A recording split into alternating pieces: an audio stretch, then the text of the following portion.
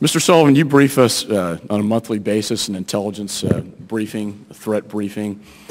I don't need to emphasize to you the threat here. It's the first state dinner that's been pointed out. The Prime Minister of India, who has also been a target, was at this state dinner.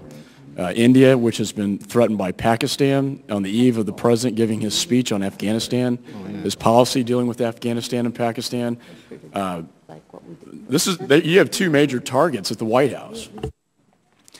And the idea that a couple could get in there without their names being on the list, without any sort of vetting, if you will, without their Social Security numbers being submitted in advance, is really astounding. Now, you were very candid in saying that established procedures were not followed, and I think that's very clear in this case. But how in the world could this couple get past the Secret Service without having their names on the list, without having their socials in advance, and get right up to the President of the United States? Sir, I've asked myself that question 1,000 times over the last week.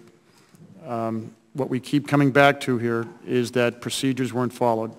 And again, what we have found is when we follow the procedures, when we go by the protocols we have, these type of situations don't occur. I'd like to think that all these layers, and that's one thing we do, we realize when we put a plan together that things might not always go according to plan and that they might be imperfect. In this particular case, that is what happened. But I still do believe, because of all the countermeasures we have, which I'd be more than happy to speak to you about in a closed session, I do believe that their safety was never in jeopardy. But again, do I like to see this? Do any of our people like to see this? Believe me, we're beating ourselves up over it. We do not like to see this. When we have the Prime Minister of India come in, we give him the highest level of security. We put our best people on his detail. Sir, I can tell you that I understand your concern, and I have the same concern. But I do think this is an aberration. Is there a protocol where White House officials can waive a guest even if they're not on the list and the Social Security numbers and background checks have not been done? Yeah.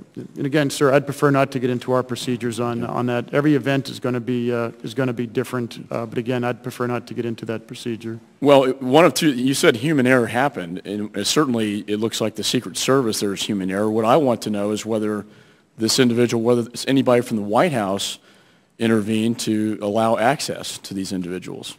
Congressman, this is our fault and our fault alone. There's no other people to blame here. You know, look at me and blame me. This is our fault. You know, you're certainly doing the job that Secret Service is known to be doing and taking full responsibility. But I think that's an issue we need to look into. You mentioned this planning meeting that took place prior to this event. Were you at that meeting? I was not. Okay.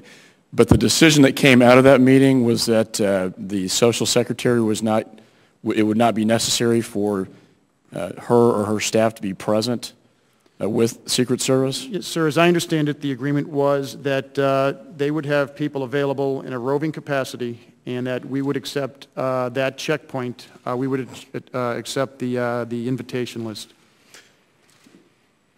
But in this case, were they there? The White House staff was available. You know, it was just a matter of you know, our people either getting on the radio or picking up the phone and contacting them and asking them to come out to help resolve the issue. But you say when this is Secret Service error alone, does that mean that Secret Service let these people in without any sort of vetting process, and that the White House had no role in waiving them in? Is that what you're telling us? That's what I'm telling you, sir. I find that very interesting. I'll be very interested to see what the investigation, on how that unfolds and what information comes out of that. I know looking forward, the White House has admitted error in this memo by the White House Deputy Chief of Staff, where he stated that in the future, that somebody from the White House absolutely needs to be there present with the Secret Service. Is that correct? Yes, sir. Okay. So looking forward in protecting the President of the United States and heads of states across the world, the White House employees, officials will be present with Secret Service as individuals come into the White House. That's correct. Okay. I yield back.